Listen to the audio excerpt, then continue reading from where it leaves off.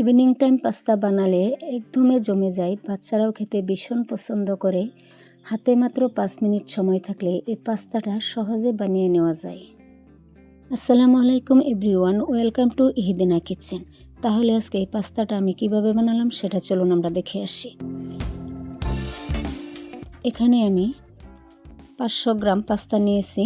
পাস্তাটা আমি খুব সুন্দর করে রান্না করে দেখাবো আপনাদেরকে।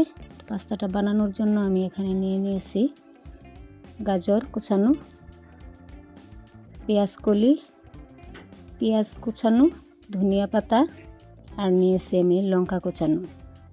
এগুলি আমি কেটে নিয়েছি। এরপর আর নিয়েছি আমি ক্যাপসিকাম, আলু। তো এখন আমি একটা কড়াইয়ের মধ্যে পানি ফুটতে দিয়েছি। এখানে আমি দিয়ে দিছি পরিমাণ মতো লবণ, আর আমি এখানে অল্প পরিমাণে দিয়ে দেব সাদা তেল। তো এটাকে আমি ভালো করে নাড়াচাড়া দিয়ে মিশিয়ে নিব। আর পানিটাকে আমি ভালো করে ফুটতে দেব। পানিটা ফোটা হয়ে গেলে এখন আমি এখানে দিয়ে দেব পাস্তাগুলি সিদ্ধ করার জন্য। তো এইভাবে আমি নাড়াচাড়া দিয়ে মিশিয়ে দেব। এখন আমি এটাতে কালার আসার জন্য অল্প হলুদ গুঁড়া দিয়ে দেব। আপনারা চাইলে এটা স্কিপও করতে পারেন। তো হলুদ গুঁড়াটা দিয়ে আমি একসাথে মিশিয়ে দিব আবারও।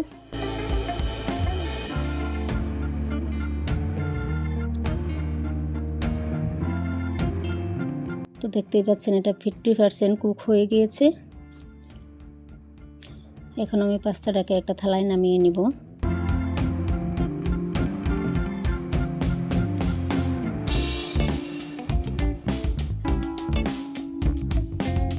আবারও আমি একে কড়াই বসিয়ে সেখানে দিয়ে দেব সরিষার তেল। আপনারা চাইলে সাদা তেলও দিতে পারেন। আমি এখানে সরিষার তেলটাই ব্যবহার করব। তেলটা আমি অল্প নাড়াচাড়া দিয়ে এটাকে গরম করে নেব। এরপর আমি এখানে দিয়ে দেব কুচানো পেঁয়াজগুলো। পেঁয়াজটা দিয়ে অল্প নাড়াচাড়া দিতে থাকব। এরপর আমি দিয়ে দেব গাজর।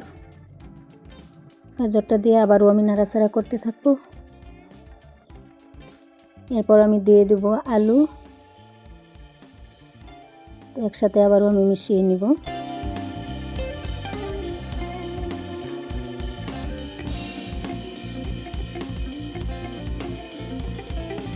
এখানে আমি দিয়ে দেব ক্যাপসিকাম।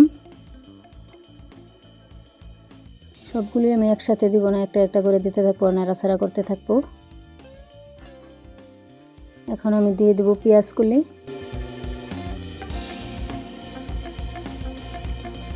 আর দিয়ে দেব আমি পরিমাণ মতো লবণ।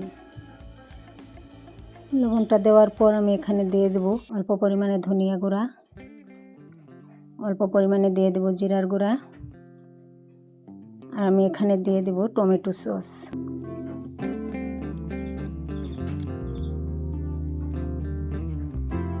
দিয়ে আমি এগুলি একসাথে এখন মিশিয়ে নিব।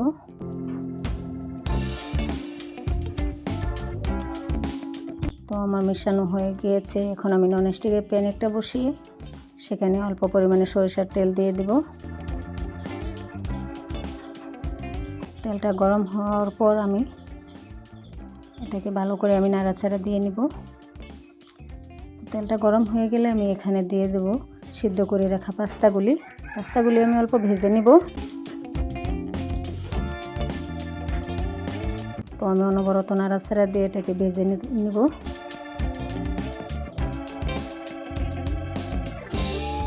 তো দেখতেই পাচ্ছেন, আপনারা এটা ভেজে না নিতেও পারেন। তো আমি এটা ভেজে এখানে দিয়ে দেব আমি সে ভেজে রাখা সবজিগুলো।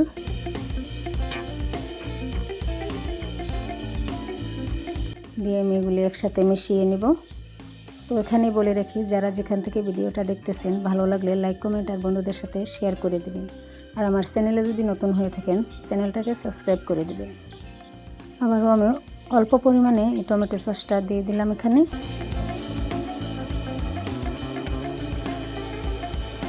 তো আপনারা দেখতেই পাচ্ছেন এর কালারটা কত সুন্দর হয়েছে। তো এটা আমার মেশানো হয়ে গিয়েছে। এখন আমি এখানে দিয়ে দেবো কুচানো ধনেপাতা। ধনেপাতাটা দিয়ে আমি আবার অল্প নাড়াচাড়া দিয়ে এটাকে মিশিয়ে নিব।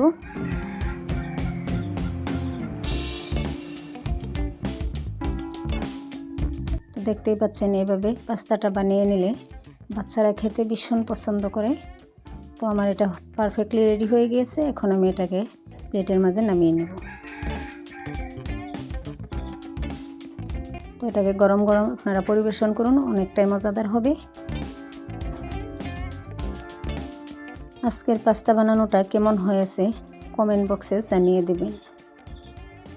তাহলে আজকে আমার ভিডিওটা এখানে শেষ করলাম। আবারও দেখা হবে নতুন আরও একটা ভিডিওতে।